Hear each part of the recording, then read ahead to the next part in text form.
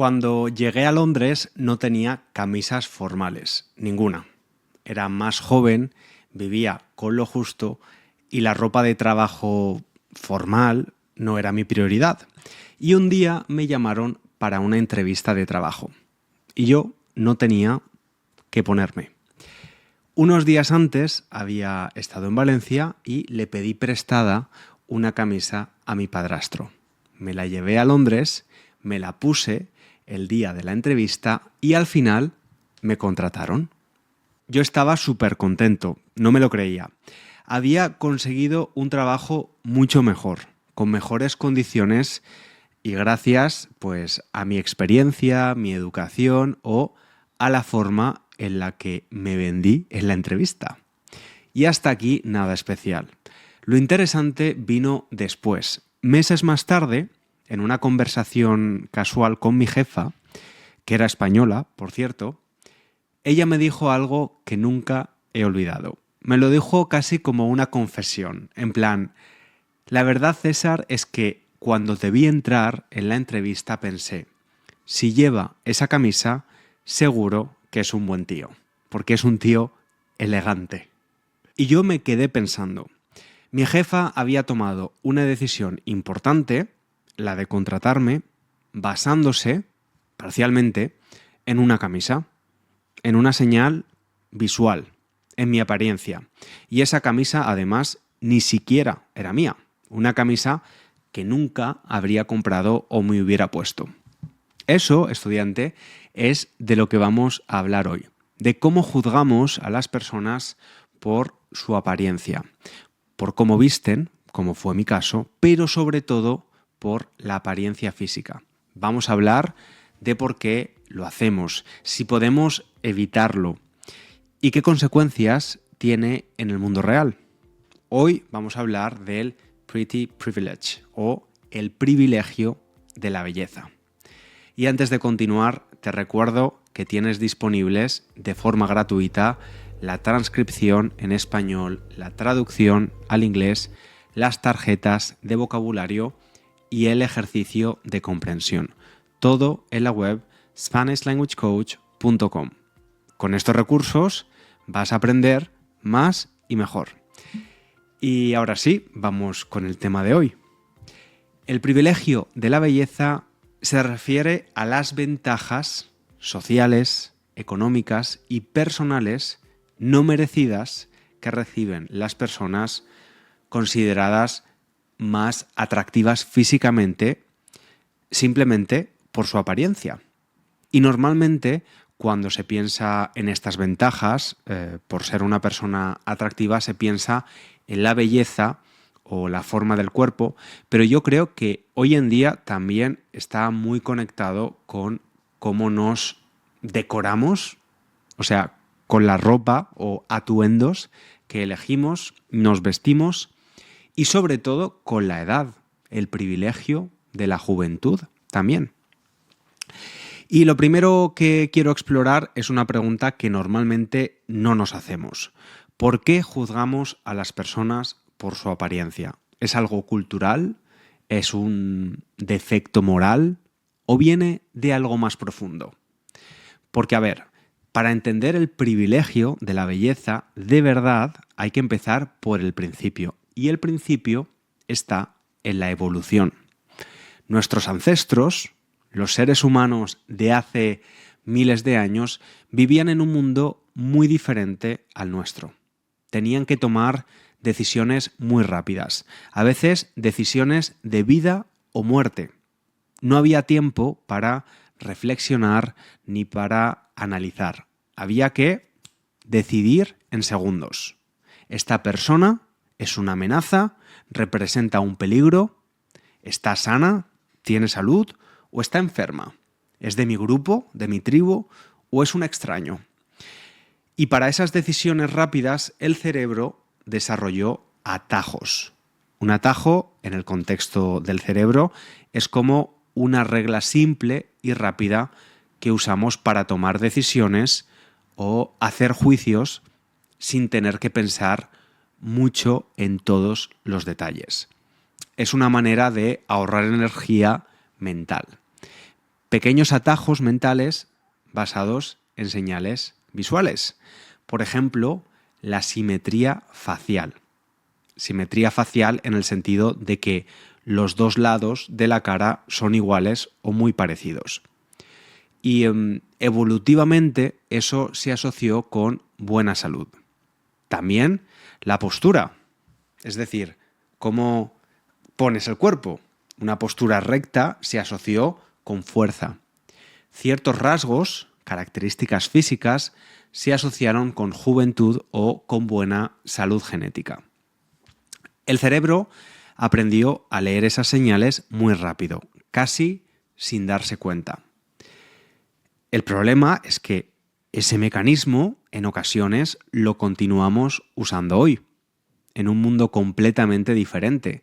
El cerebro sigue buscando esos atajos visuales, aunque ya no los necesite para sobrevivir. Pero aquí viene algo muy importante. Si esto fuera solo biología, si estuviéramos simplemente programados para encontrar atractivas las mismas cosas, los estándares de belleza serían iguales en todo el mundo, en todas las culturas y en todos los momentos de la historia. Y no es así para nada. Piensa en esto. En la Europa del siglo XVII, hace unos 400 años, los cuerpos más grandes, más voluminosos, se consideraban bellos y atractivos. Tener ese cuerpo significaba que tenías acceso a comida, que tenías dinero, que estabas sano. Hoy, en muchos contextos, en Occidente, en el norte global, los estándares van en la dirección completamente contraria. O piensa en las mujeres de la tribu Kayan, en Birmania, en el sudeste asiático.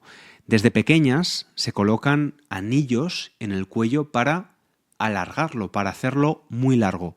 Un cuello largo es allí un símbolo de belleza y de estatus. O en el Japón de hace 200 o 300 años, donde las mujeres de clase alta se pintaban los dientes de negro. Se llamaba oaguro y era un símbolo de distinción, de elegancia. ¿Y qué nos dice todo esto? Bueno, pues que la interpretación de la belleza no es solo biología. Es biología más cultura, más historia, más poder económico. Estamos parcialmente programados, sí, pero esa programación cambia mucho dependiendo del lugar y del momento histórico. También es cierto que los estándares de belleza no son neutrales. Históricamente han estado muy conectados con el poder. En muchas culturas coloniales, los rasgos físicos de los grupos que tenían el poder se convirtieron en el estándar de lo que era atractivo. Y sus efectos los seguimos viendo hoy, en las películas, en las revistas, en la publicidad, en lo que se considera el tipo ideal de protagonista o de modelo. Así que cuando hablamos del privilegio de la belleza, no podemos separarlo de otros tipos de privilegio. ¿De dónde vienes? ¿Qué aspecto tienes? Si tus rasgos físicos se parecen más o menos al estándar dominante de tu entorno. Todo eso se mezcla de maneras complicadas. Y dentro de ese contexto, el privilegio de la belleza es algo real. Hay un concepto en psicología que lo explica muy bien. Se llama el efecto halo. Halo, como ese círculo de luz, ¿no?, que aparece encima de la cabeza de los santos en las pinturas religiosas. El efecto halo dice lo siguiente: cuando vemos una característica positiva en una persona, tendemos a asumir automáticamente que esa persona tiene otras características positivas también, sin pruebas, sin evidencia real, solo por asociación. Si alguien nos parece atractivo físicamente, nuestro cerebro empieza a pensar, casi sin que nos demos cuenta, seguro que es inteligente, seguro que es amable, seguro que es buena persona. Y esto no es solo una teoría, hay muchos estudios que lo demuestran. En el trabajo, por ejemplo, varios estudios han encontrado que las personas consideradas atractivas tienen más posibilidades de ser contratadas, incluso cuando el resto de candidatos tiene exactamente la misma experiencia y las mismas calificaciones. Y también hay investigaciones en Estados Unidos que muestran que las personas atractivas pueden ganar entre un 10 y un 15% más de salario a lo largo de su carrera. Un 10 o 15%. Es bastante significativo y bastante injusto. Yo cuando leí esto pensé, bueno, quizás es porque las personas atractivas tienen más confianza, más seguridad en sí mismas y esa confianza les hace rendir o trabajar mejor. Y puede ser parte de la explicación, pero no es toda la historia, porque también hay estudios en los que los participantes solo ven fotos, no conocen a la persona, no saben cómo habla ni cómo trabaja, solo ven una imagen y aún así prefieren sistemáticamente a la persona más atractiva. Eso ya no tiene nada que ver con la confianza, ¿no? Y espera, porque en el sistema judicial la cosa se pone todavía más seria. El sistema judicial es el conjunto de jueces, tribunales y leyes que deciden si alguien ha cometido un delito y cuál es el castigo. Hay estudios que muestran que las personas atractivas, cuando cometen un delito leve, no muy grave, pueden recibir condenas más ligeras, condenas más cortas o castigos menos severos. Y ahora hablemos de indulgencia. Ser indulgente con alguien significa tratarle con más comprensión, con más suavidad de lo normal. Pues bien, parece que tendemos a ser más indulgentes con las personas que nos parecen atractivas, aunque no nos demos cuenta de que lo estamos haciendo. En la educación también hay investigaciones interesantes. Se ha observado que el profesorado, a veces sin darse cuenta, puede tener expectativas más altas para el alumnado que considera más atractivo. Expectativas son lo que esperamos que alguien sea capaz de hacer.